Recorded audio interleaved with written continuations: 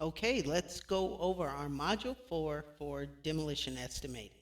Okay, and in this module, we're going to talk about and we're going to perform in each of the estimates everything here. So, labor estimating and equipment selection. Okay, as we know, your labor drives the demo. That definitely drives your demo costs. So, in this module, we're going to translate production into hours. Okay, we're going to pick up the right machinery. At least I'm going to give you recommendations. And of course, if you've already been doing this, you know, but it is my job to give you everything in the attachments. And yes, your student study page has tons of tools for you to use today on your own projects and also, you know, definitely with our work here. Okay, and so you have to make sure you have your model schedules, okay, and you know based on your takeoff that you completed, right? We're going to translate that into man hours because as a student, you have the man hour calculator, so we know if we demo 1,000 square foot of 4-inch partition with drywall, metal framing, we know exactly the man hours it takes to do that. Okay, so that's our step one. We did with the we're doing with the takeoff, and step two is that labor calculation for you as a demo contractor. It's very important, and so that's what we'll be working on. Also, I just had to turn off an alarm. We're going to apply productivity factors. Okay, because that's important. So height, okay, the productivity factors are based on these things: height, access, congestion, is the building occupied, okay, and are there weather conditions? Overnight work is also a productivity factor, okay, and so we're going to also apply, you got to select the correct equipment for and the attachments, okay, that maximize safe production, okay. Manual versus mechanical approaches to demolition, okay. And you want to be able to find your break even point, quantity shifts, overtime, okay, logistics, all of those things are factors that should be considered when we talk about your a labor, okay. So estimating labor cost, okay, so we want to start with hours, not dollars, right? So we want to multiply a defendable production rate by real conditions, okay, and then we price with a burden rate. And what is a burden rate? Okay, where we have to, the burden is a percentage of the hourly rate is your burden. So it really depends on the structure of your company, but most certainly one of your burdens may be workers' compensation. So a certain percentage of your labor has to be workers' compensation. A certain percentage of the labor maybe involve safety standards or safety provisions for this project. Burden, do you have to have asbestos uh, removal people, that kind of thing, okay? And so your source, okay, so you want to start with hours because that's what we do. We produce a man hour estimate. That's what we do. And so we're able to take that takeoff, convert it into man hours, right? And then we turn that into our crew rate and our crew hours and our crew man hours. So, yeah, our man hour estimate is as if we are one individual is doing the work. We want to know how many man hours for the job, not how many hours it takes if we have 5 people. Okay? Once we know how many man hours it takes for the job, then we do the conversion. Because if I have 5 people or individuals, 5 people, I guess still talking people. If we have 5 people and each person is able to give me 7 hours a day, what is that per day?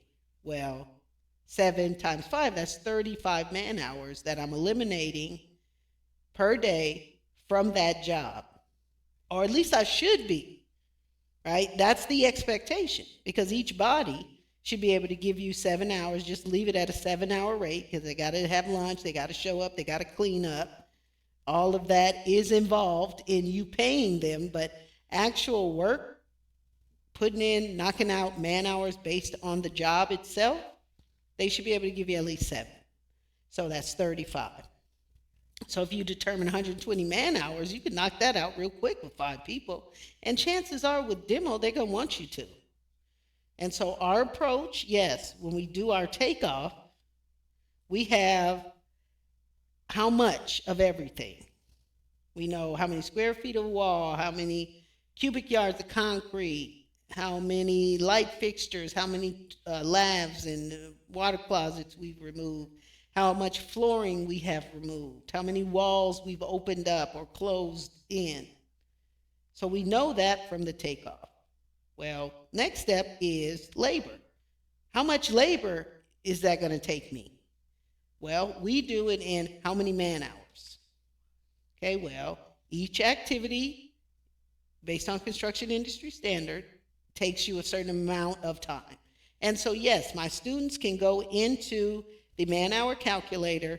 Every item is in there, or Construct IQ, we have a demo estimator app, which is even better at this point than Construct IQ. So yeah, use that. And that you can use for yourself, student, because we have a residential side and a commercial side. Residential construction and commercial construction is different. And so yes, the labor man-hour units for residential is different than for commercial. And so pick your side, and then you can, in that app, both determine your man hours and put the estimate together. So that's the expectation. And with that, you can print it, save it, or send me a copy, which will be the requirement that you email me a copy using the demo app, demo estimator app. For those of you that are not students, because all of this activity is shown on YouTube, you can learn from me in 3 ways. One-on-one, where we meet once a week, go over projects. You ask me any question, we go hash it out, and you learn. That's one. That's the most expensive way. 2 is self-learning through Construct IQ, where all the videos are there, and you just listen to the videos, take the quizzes, and you self-study, and I will meet with you. You send an appointment, I will make arrangements to meet with you. And I haven't determined how often, but most probably once a week on that platform. And then the other is a workshop, 3-day workshop, where it is me and you, and working on each of the 3 steps. So, okay, so we're talking about labor and equipment, okay? So we want to talk about estimating labor costs. So you want to start with hours, and we know how to do that, okay? Sources. So you want to have, you do have some sources from previous work, kind of give you an idea, okay? Burden rates, wages, taxes, benefits, workers' comp, maybe small tools, and supervision, okay? So those could always, those are always your burden rate. It's a certain percentage of your hourly rate. Okay, so this is all a part of your estimating your labor, your burden cost, your burden rate. It's the wage plus the taxes, plus benefits, plus compensation, and plus small tools, supervision, allocation. So you have to be able to figure out what percentage of the hourly rate that is. It could be as high as 50%. Okay? But if you're a self-performer, those things don't really apply, right? Because if you're a self-performer, you don't need workers' comp on yourself. And if you have employees, yes, but I always say a nice mix of employees plus 1099ers will always get you through it, and probably better than having 20 employees. Okay, so keep that in mind. Okay, so things that, and we're still talking about your labor, so the things that affect labor, okay, scheduling. Is it night work? Okay, are there phasing requirements that are very strict? Okay, so you got to look into all of that. There's always going to be productivity factors involved, and how well you apply those really is going to affect your bottom line. Okay, so scheduling, night work, phasing resets, inspection windows, okay, all of that add time. Okay, all of that adds time to your project. So that's why it's crucial to know your man hours, know the construction schedule, and have good coordination and good communication with everybody involved. Okay, okay, and you want to be able to trace everything: log sheets, area tags. Okay, you want to be able to show your math. Okay, you want defensible estimates. And also, you want to make sure you know which of your demo items are they want in a salvage condition and returned, because that also adds time. Okay, so make sure. Now, what else? If you work union, we'll talk about that individually. Okay, but union versus non-union considerations just shortly. Okay, so union and prevailing wage. Here are the considerations for that. Those are higher wages for sure. Okay, and you already know that's why a lot of people don't want to do it. Okay, but the good thing about prevailing wage, the people you're sending your bids to aren't surprised. They're not going to call you and say, "Oh, you need that. Oh, you're kind of high." That's the good part about that. Okay, because they already know. They know they set the wages. They set it. Okay, so that's kind of the good part about that. Now, yeah, that helps you price it correctly. Okay, because the wage is what they say it is. Okay, so that's not really a problem for you at all. That's a benefit as far as I've ever been concerned. Okay, so union or prevailing wage, higher wages and burden, predictable classifications. Okay, certified payroll admin. Okay, you got to make sure everything is fine, everything's good, in line. Open shop, flexible assignments. Uh, you have to verify a lot of for union. Let's talk about union versus non-union. Open shop, they have flexible assignments, but you have to train. You have to make sure you know how to. You have your verification for everything, for rigging, for uh, welding, torching. Okay, public and urban work.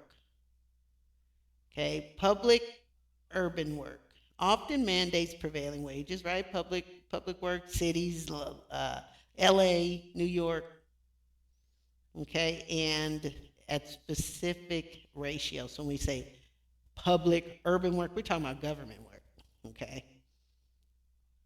Okay, government work. Mandates prevailing wage and specific ratios and dispatch rules. And that's why I say it's important that you do have your minority certification, because public and urban work often mandate prevailing wage and specific ratios. Okay, meaning union could, no, we don't, you know, we don't need you, right? Union, oh, I never get the job. But public, there's a mandate for minority requirement. Okay, so yeah, you should be on those like white on rice.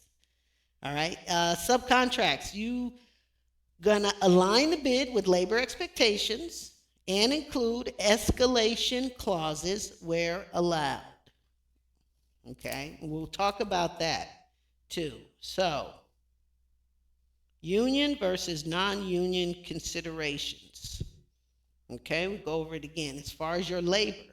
Now, this is as far as your demo labor, and there are 4 different scenarios. Okay, union and prevailing wage. What about that? Higher wages and burdens.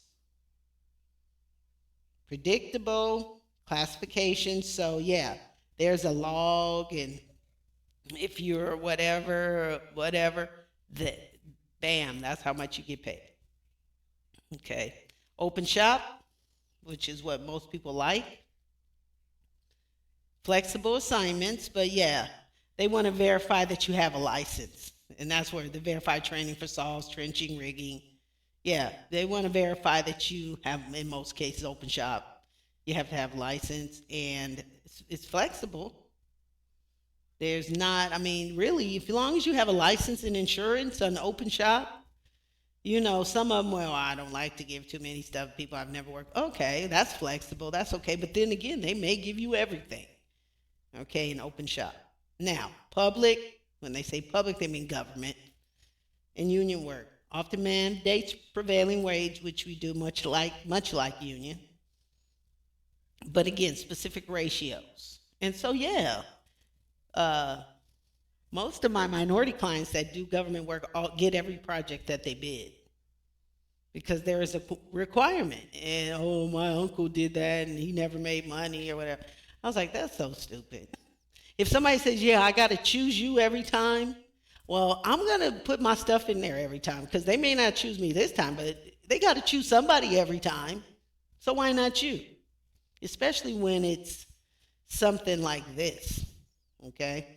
And then subcontracts, they're going to assign the bid, based on labor expectations, based on what the GC, they're going to give it to you if yours looks right, based on bidder expectations, their budget and whatever. Okay. So transparency is important. Okay. Make sure you're just transparent about your labor rate, okay? Because if it's commercial, there's an allowable amount per man hour that you charge. Residential, that's a whole nother thing, okay? I'm talking about commercial government work where you want to, be consistent, okay? So let's talk about some productivity factors which definitely affect your projects and your bottom line. Now, in the projects that we work on, there will be a productivity factor inquiry section about each particular project. Give me your idea if any productivity factors would apply in our sample projects, where, how, and what do you think it should be, okay? So, again, on your study page, all of this is there. So, let's talk about the first factor, which is height. Okay. So 10 to 20 feet, above 10 to 20 feet. Okay, so it's anywhere from 15 to 35% that you add. 15 to 35. Okay, so when we're talking about, when you're on a lift, right, you have to have tie-offs of some kind if the spotters are required, drop protection required, so those are things that are required anytime you're 10 to 20 feet above. Okay, so this is a guide, okay, so it's up to you whether you go to 35 or the 15%. But again, heights 10 to 20 above, 15 to 35%. Okay, and we're talking in cases again where you have to involve lifts, tie-offs, spotters, and drop protection. Okay. Another factor is tight access or congestion. Okay, so we're talking 10 to 40% for that. And the things that relate to that is material handling. It's hard to get your material in and out when you have tight access. Hard to get your equipment in there. Okay, so material handling, access, that's kind of hard. And because of the tight or congestion, other trades in the way. Okay, so that's a factor. Tight access or congestion. Having to work with multiple trades, sharing a space. So we're going to add anywhere from 10 to 40% for that scope of work. And some of these things, you're going to add based on addendum. But we want to do our best to make sure we know the flow of the project, the construction schedule.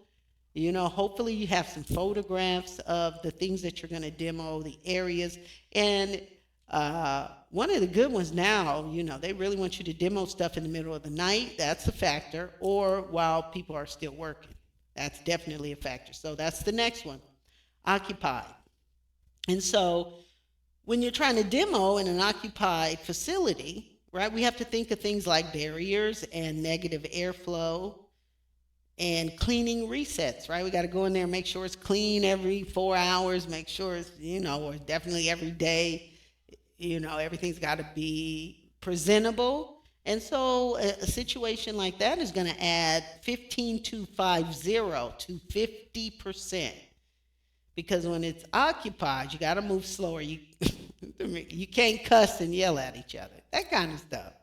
Okay, so 15 to 50%, 50. So when we talk about that, the things that are associated with that are,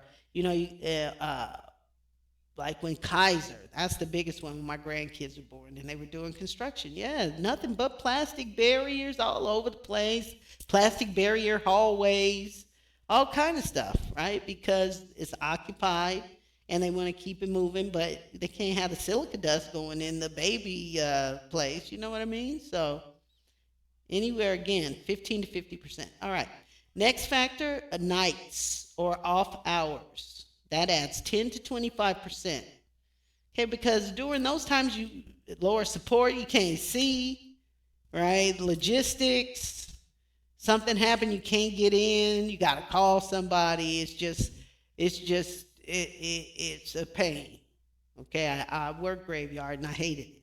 Okay, so night work or off hours, we're going to add 10 to 25%, plus premiums too. And we'll talk about that one-on-one, premiums. All right, let's see. Material hardness. Okay, material hardness. So what is that for demo?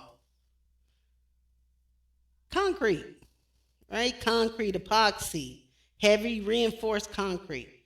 Those kind of things, it's going to add 50% to the labor, from nothing to 50%, depending on the extra effort you have to do to get that out of there. So just know hard surfaces, material hardness, heavily reinforced concrete, epoxy floors, things of that nature. And you know more than I do when it comes to that. But yeah, that will add it. So again, productivity factors and ranges, height, any heights 10 to 20 feet above finished floor, we're going to add 15 to 35%. That requires the use of lifts, tie-offs, spotters, anything that allows or requires that. That's a productivity factor. Tight access, 10 to 40%. Occupied buildings, 15 to 50%. Night work or off hours, 10 to 25%. Material hardness, 0 to 50%. Okay, and now equipment. So pick the smallest machine that safely achieves what you want to do. And that should be your mindset. And again, when it comes to this stuff, you know better when it comes to that. So you have excavators, skids, remote hammers, lifts, and supports. Okay. Now, as far as costs are concerned, make sure you're thinking about how many days you're going to need it, right? The pickup and delivery. If there needs to be a special operator for it, that's not you. Fuel and any parts, grinders, you have to replace the diamond heads if they break or whatever, or do you have to supply your own? You just get the grinder or what? Okay, so make sure blades, bits, spotters, riggers, and daily inspection. Okay, so not so much, I don't know what to, as your teacher and you do this, you know what equipment you need. But make sure in terms of costs related to that equipment, you think of how many days. That's why it's so freaking important, I swear, to Bob. It is very important to know how to pinpoint how long your project is going to take you. Because, how many days do I need to rent it? Oh, let's just get it for 30 days. Well, you probably don't need it for 30 days. It's going to be sitting for 20 of the 30. Okay, so I like detail. I like saying, okay, we need it for 6 days. We can get this done. We got to pull up this 4,000 square foot of concrete. So how long do we need that? Well, when we get in, we know we're doing 4,000 square feet. Well, let's get in the cost book, and it will tell me how long that takes. And it will tell me based on the type of equipment I'm using, but like the rule of thumb is use the smallest equipment you can do to do the job efficiently. Okay, so make sure that is a thing. And again, rental days, pickup and delivery costs, the operator if it's not you, fuel, wear and tear on the blades and bits, do you need a spotter or a rigger, and inspections, daily inspections of that equipment. Those are things that should be done. Okay. So let's talk about now manual versus machine assisted and the comparison in terms of cost for that. So manual is best for selective interior, right? Delicate salvage, low volume removals, and higher crew. So when you got a lot of crew, not a lot of stuff, and you have to be delicate with the items, manual is the best for selective. We move up to mechanical for structural or bulk debris. So you got to knock down the whole thing, So in that case, that adds rental, fuel, and the operator. But it slashes hours, okay, so in terms of cost. So manual, you're going to have a higher crew, right? So higher cost. Manual, best for big stuff and lower cost. And where you break even, and the break even point is where you want to choose the path with a lower total cost at your required duration. Okay, and you always want to incorporate risk with this, So, last but not least, for a demolition person, we always have to think about safety, compliance, and supervision. And these are all cost, right? These are all cost in terms of your labor, okay? Because safety, compliance, and supervision will make a project or make you never have another project, okay? So depending on the work you're doing, you want your spotters, you want flaggers, you want people that are running that to where only the most necessary people, the people that are only necessary are in a certain area, in the crane radius, okay? We don't want everybody there having a look.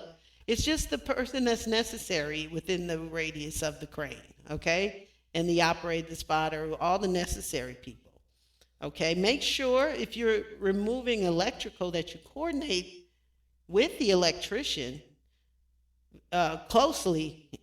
Like text each other, hey, lock out, tag out. Have you performed that? Because I have to what? And really, if you even honestly, if you even demo any of the MEPs, because some demo people, they demo everything, or some people just demo the GC portions because in a lot of states you have to have a license to even mess with the MEP portions. But if you are a demo person that also demos MEPs, it should be inherent to you to have a procedure, have people, have guidelines, have safety protocol for each of those specialties. Okay, that should go without saying. Okay, so lockout, tag out. Okay, daily assessments of what you're doing. Okay, make sure you have stuff like silica control when you're cutting the concrete.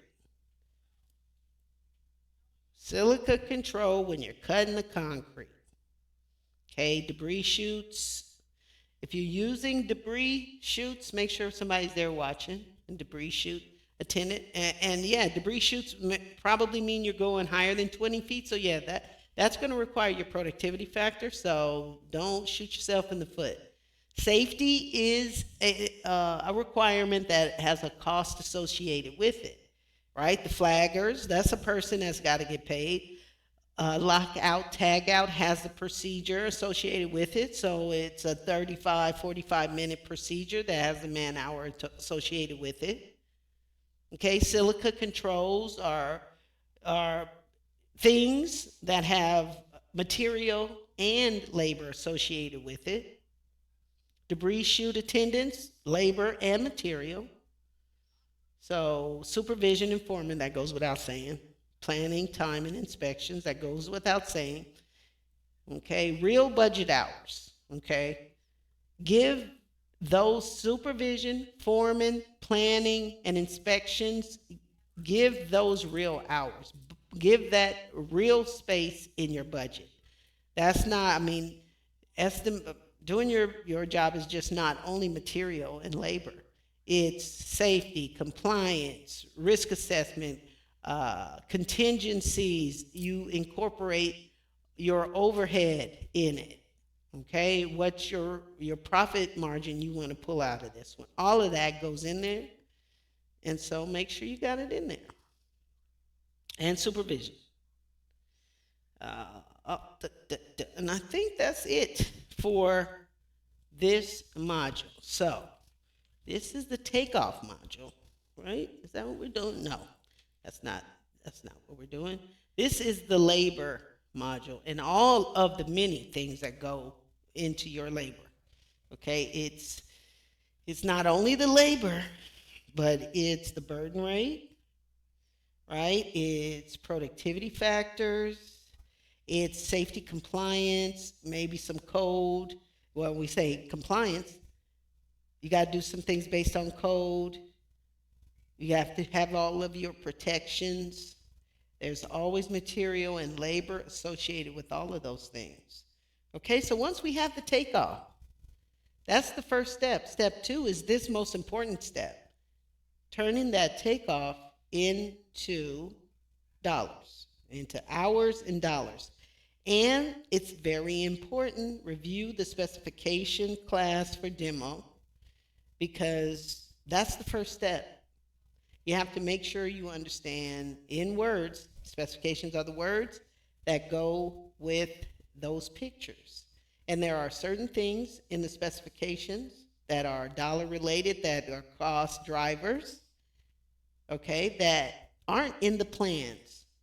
And I can't stress that enough, okay? Make sure you have that. Make sure you have daily or weekly safety protocol meetings related to the scope of work for the current project, because better safe than sorry. And make sure you do, every construction firm should have a safety manager, but a demolition firm, that is a requirement that you have an active safety manager that's not only looking at the projects and assessing the risk, not only to you as a company, but to the stakeholder, and depending on where you're at, the people around the project. Okay, so risk management is for a demo company is vital. As a ex construction defect litigation adjuster, okay, your liability as a demo contractor is higher than most. Okay, because you're knocking stuff down, you may be using wrecking balls, you're doing all kind of stuff, and you have to make sure with every project that you do, you assess that risk. And yeah, there's a person associated with that that's supposed to be making sure nothing happens. So yeah, there's a dollar amount, and maybe some safety items. Project by project, you have to assess the risk of what you're doing. Your employees may need ventilators for a certain part of it as opposed to just mask. Okay, so all of that is a cost driver, if we use a correct term, for your labor costs. Okay, and so equipment wise, make sure you know how long you need that piece of equipment and associated costs with that, the fuel, the operator, the drop off, the pickup, and whatever else. Okay, so this is your module 4: demolition, labor estimating, and equipment selection. Make sure you review this. Go to the student page, use all of the tools, and take the quiz.